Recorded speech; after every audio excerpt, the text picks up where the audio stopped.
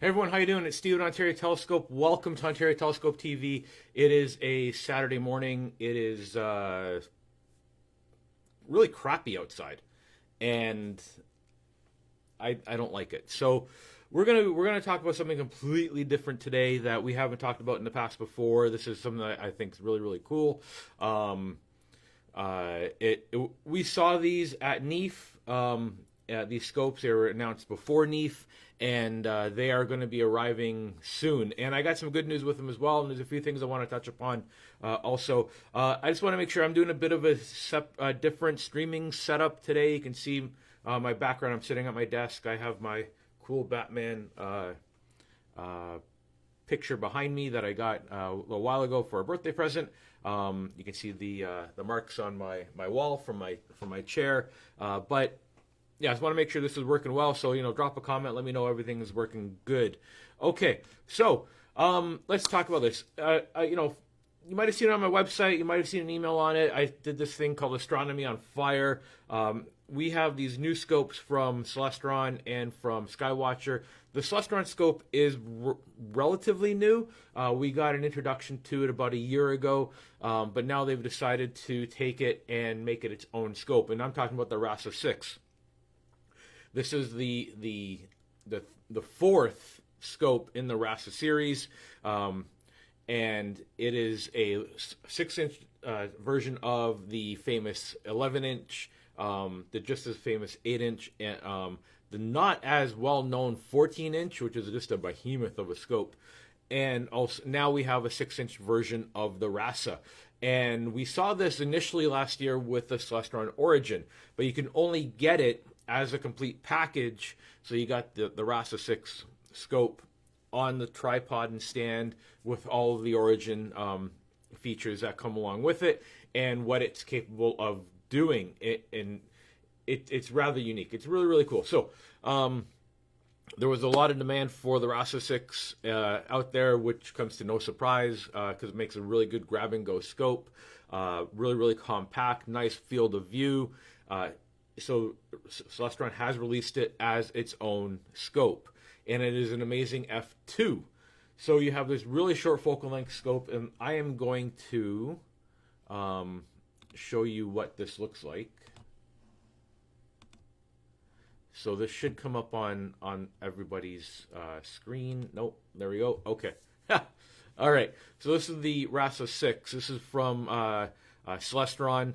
This is a cool little scope, just over 6 inches in diameter. I'd say 7 inches because the mirror is only 6 inches. There's some options available for it. It's an f2.2 in the field of view. I just want to scroll down because I don't remember off the top of my head specifications. Here we go. Has a focal length of 335 millimeters. So now we have this really short scope that has this amazing field of view to it, nice and wide and super fast. And because of this, and I'm going to just take a look at the specifications once again. The weight, it only weighs, it's only 24 inches long, and it weighs 8.4 pounds. So now we can do quite a bit with that scope and have a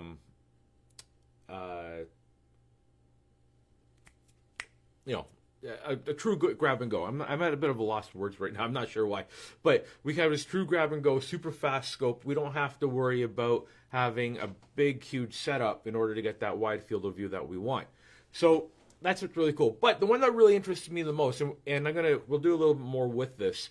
The one that really interests me the most is the one from Skywatcher, which is the HAC125 or the HAC125. There's a lot of different names for it. Now, this scope has actually been around for a little while, but it wasn't available in North America. And I'm glad it wasn't available in North America, because when Skywatcher in the US got their hands on it and they decided, okay, you know what? This is not what we want, right? There's some things we need to change to it. So they had some modifications done. One of the craziest things about this scope was the focus on it was on the very front.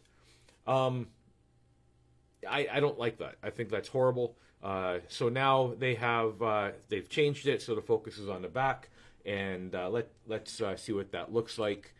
This is I'm going to go to it right now. This is the HAC125DX. Just under $1,400. I think this is a scope that I'm probably going to get myself. This is actually a really small scope. It's really, really nice. But you can see the connections in the front. This is where we put our camera. We'll talk about the cameras in a moment. And okay, that's a view of the front. Again, there. That's what I want to see. And this is our focus in the back. Now, there doesn't appear to be a way to connect a focusing motor. I am sure that there's going to be some very smart minds out there that are going to come out with a way to attach a focusing mechanism of some kind to the scope. I already have some ideas of my own, what we can do with this, but this is a really, really cool little scope. And let's look at the specifications. This is a super fast f2, right? This is using, it's called a HAC because it's called a Honder's Advanced Catastrophic Design. And we'll look at the field of view in a second. I want to look at specifications. Right. The total focal length on this is 250 millimeters. 250 millimeters at 125 millimeter aperture. This is going to be very, very bright and collect a lot of photons for our astrophotography. And I saw this when I was at NEAF, and I was quite surprised on the actual size of it. It is small. It's less than 16 inches long. It's just over 6 inches in diameter. So this is a tiny scope for what it can do. It only weighs 8.4 pounds. So again, we can use our smaller mount. We can use the Ioptron HAE18, the HEM, or the HEM18, or the HAE18. We can use one of the small Ioptron mounts. You can use an AM3.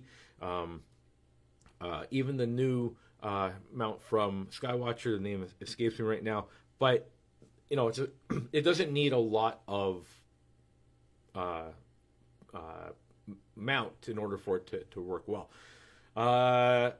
Okay, what else was there? Okay, it weighs 10 pounds. Now, here's what's really interesting. I wanted to point this out. The image circle is only 16 diameters. 16 millimeter. Sorry, it's a 16 millimeter opening. So let's go back to this picture here. Okay, so this is only 16 millimeters, the image circle. You think that's not a lot, but now we're going to start looking at different cameras we can use for this. We don't need to have a big, heavy camera. We could probably even get away with a camera without a cooler because we're going to be taking really short images with it. We're going to get into 30-second exposures, 20-second exposures, and just start stacking a lot of that data. And now with a lot of cameras that are coming out that are super sensitive, we can take a camera like the ASI533 or the ASI585 and then get a really nice image with it. Now the 533 might be the best choice for this scope because it is a square sensor. We're going to take up the majority of that image circle. So if we go back to here, I did a comparison. We can do some more playing with this. Okay, so I took this from astronomy.tools, screenshotted it. This is the Andromeda galaxy, right? I'm sure most of you are familiar with it. And the beauty of this is now we can see how much of our object is going to fit within our field of view. We have two fields of view here. We have the ASI585, which is in red, and we have the ASI533, which is in yellow. With ASI533, we get the entire Andromeda galaxy in it. And that's amazing. I think that is absolutely amazing to get that kind of field of view on a small sensor. And we could pretty much squeeze all of Andromeda again on the 585, which is a rectangular sensor. Now, if we could probably play with this a bit. We can rotate it around a little and instead of being diagonal, we can go straight across, so we can play with it a bit. There's the opportunity here to do some mosaic. So if you're using the ASI Air with its mosaic capability, you can do that, or Nina will do mosaics. You have lots of options here. Another option, and I don't have it here, we can play with it actually. If we go to, I have astronomy tools set up here. All right, let's select M31 again so we have a good comparison. And by the way, if you haven't checked out this website, astronomy.tools, it's full of some fantastic calculators. I think we talked about this in the past, but it's always set up ready to go with the latest scopes. But I'm going to change this to another camera, the 183. There we go. I like the 183. All right, so we have all our information here. We selected our camera. It popped in the information about the resolution and the pixel size. The 183 having a small pixel size will really play well to a short focal length scope like the HAC125. We have a focal length here for the scope itself, the aperture, so it has it all figured out. We know it's an f2. We know what our resolution is, right? And what our field of view. So we have a 3 by 2 degree field of view. That's pretty good. All right, so if we add this to the view, right? Now I'm going to take this and I'm going to superimpose the 585. Scroll down, 585. There we go. I'm going to add that to the view. All right. So now we have two options here. We have the 183 and the 585. I kind of like the 183 better for the field of view that you get. It is larger. But what's really, really nice about the 585, what's really, really nice about the 183 is that it's a 21 megapixel camera. It is a very densely packed sensor. So now we could probably even start zooming in, and we're not going to lose that detail. We're not going to get the same pixelization we would have with a camera that has a smaller field of view or larger pixels. And the 585, it's what, 8.9 megapixels? It's less than 9 megapixels. So, we're almost 3 times the resolution in terms of pixels with the 183. The 183, I feel, makes a better solution camera for this scope. I would even argue the same thing for the RASA 6, because now we can the RASA 6 has the same image circle with it as well, right? With the image circle that's produced by the RASA 6 still being 16 millimeters, we can use the same type of cameras on there. Again, we probably don't even need a cooler because we are using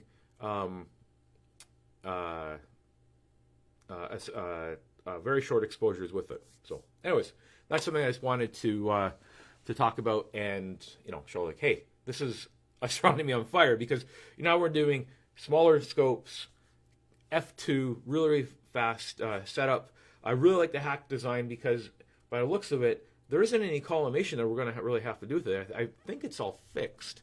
Let me take a look at that picture again. Yeah, I'm going to share that over. Right. So this is the front end of it. I don't see any collimation adjustment at all on here, which is really, really interesting. Where on a RASA, we're going to have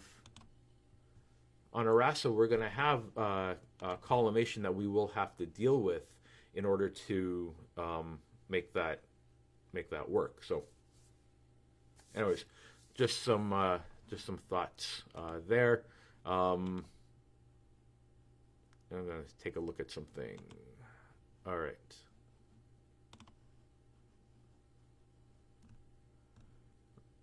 Okay. So, anyways, that's what I wanted to. That's what I was really, really excited about with the what we're seeing now. Now, the good news with this is, with all this craziness that we're seeing around the world right now with tariffs and price increases and so on, Celestron and Skywatcher have decided that they're going to keep the price for the HAC125 and the RASA 6 at its introductory price, at the price that they said it's going to be at. So this is amazing news. We do have them on order. There is a limited supply of that scope in stock, coming in. and I'm expecting this to be a pretty popular scope, not just for us, but in general also. Both scopes have been in demand. Well, the RASA 6 has been in a lot of demand. The HAC, I believe, is going to be in a lot of demand as well. It's something that I'm going to probably get because, you know, it simplifies things. It's a smaller scope, it's lighter. I don't need to have a cooled camera for it because I can take shorter exposures. I'm not going to have the same kind of noise that I would have with a long exposure camera. I don't have to worry about cooling. And with the sensors that we have today, I don't think it's going to be an issue when it comes to noise, because they're really, really good sensitive cameras and they do a good job of handling noise, like the 533 and the 585. The 183 might be a bit of an issue. But yeah, we have options, which is really, really nice. So anyways, I would, you know, suggest you take a look at these. I think there's links here somewhere. I'll post them on the chat. So anyways, the last thing that I wanted to show, and I'm really excited about this. We talked about it in the past. We're talking about it now. This is the new pier from Starfield. This is the Starfield Precision Steel Anti-Vibration Pier, and it is ready for delivery. Right. So it is a revolutionary design. It uses this special geometric pattern on it to eliminate and suppress vibration from affecting the telescope mount. It is it's made out of steel. It is all laser cut. It is Vel Precision. You can see it in this picture here. There is an optional extension, 10-inch extension that is, that is available for it. Here's another picture of it. You might not need that. That's if you had to raise it up later on. You can add an extension, but you can buy it without the extension. So if you're doing an observatory project this year, take a serious look at this pier. This pier is really, really nice because it will break down, and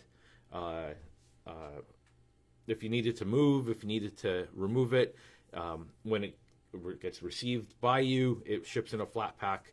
You just have to assemble it with some basic hand tools, and away you go. Some really cool features with it. You know, we have the ability to run cables through the center of it. You can attach accessories on the side for your power and so on. We do have a power module in development right now that'll attach directly to it as also to give you AC power, USB power, and 12-volt power. So yeah, this is really neat. It is available right now in black. We can do other colors as well, but they just take longer because of the setup time required for changing over the powder coating. And speaking of, it is powder coated, so it's designed to, you know, withstand the elements and won't rust or fade or anything like that. So this is a really, really nice setup. We have a couple right now. These are prototypes, one in red and one in black. No, here it is in black. And yeah, so they're available. And there's a universal adapter plate for it as well that will support a whole multitude of scopes, mounts rather. So anyways, all right. There's some comments here. Lots of good mornings. Good morning, good morning, good morning. Yes, good morning to everyone. Hello, David. Good morning, Lynn, Tom, Greg, Randy. Thank you for joining. Tom officially registered for Starfest this morning. Now it's a party. Now it's a party. All right, excellent. Excellent. Have you registered for Starfest yet? If not, why? Even if you live far, far away, you should make the trek and go to Starfest. We'll be talking a lot about Starfest in the coming weeks as well. Starfest is Canada's annual star party. It is the largest one in Canada. I argue it's one of the largest in North America due to attendance.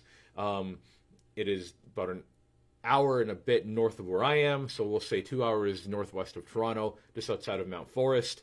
It has fantastic skies. It has a fantastic crowd that shows up. The speakers that they bring in, the North York Astronomical Society, the speakers they bring in are fantastic. We'll talk about them more in the coming weeks. And even if you don't go for the imaging or for the observing, just to go to see the speakers alone is worth the price of admission. In all the years I've been going, and it's going to be 10 years now. I know people have been going on for like 30 years, ever since the inception from '82. I've never heard of anything bad about the place or anything bad happening there, other than maybe rain, right? But it's such an amazing event where there's so many people that show up and have a great weekend and enjoy the night sky together and just have a good time. So I really would suggest that you go check it out. Yeah. So, anyways, okay. Oh yes, good point, Greg. Get your images in for the contest as well. So, if you have images that you are proud of that you want to share, you want to enter into the imaging contest, please do that. Right? That's such an important part of the event is the imaging contest and the prizes that get put away. I think Skywatcher is the sponsor for that again. So that had some fantastic prizes last year. I'm sure it'll be the same this year as well. Okay. A couple questions. David, how high should the walls be so you can see the horizons? Okay, so you don't have to think about it as walls, how tall the walls are versus the pier, because your mount's going to be sitting on top and you're going to be at that angle anyway. So, with my pod in the backyard, my wall sits a good 10 inches below the height of the walls. It doesn't really matter in that case. Now, you can't be like super low to the ground, right? But you need to be able to have the scope see up anyway. So the pier height, the 40 inches for this pier should work in, I'd say, 99% of all applications out there. So, yeah. Bragging rights. That's right, Greg. Yeah. So, anyways, that's all I really wanted to talk about today. Thank you very much for your patience with me this morning to see astrophotography on fire. I really think the whole hobby is changing now with super fast cameras, not just in the sensors, but the transmission times to get the information from the camera to the computer has greatly increased, so that helps as well. The optics being super fast, lightweight. It just opens up a whole new section of astrophotography, in my opinion. It makes it more fun, right? Because you're getting some really good results with really good equipment that we haven't seen before, and it brings in a new dynamic. So, anyways. Check it out, the HAC125DX and the RASA 6. They are on the website. They are available for order. We are expecting them in mid to late June was the latest information that we had. But the way things have been going with Celestron in terms of they'll tell us the date and things show up earlier, they could show up next week. Who knows? Anyways, clear skies, everyone. Thanks for tuning in. I really do appreciate it. And we will see you again next week.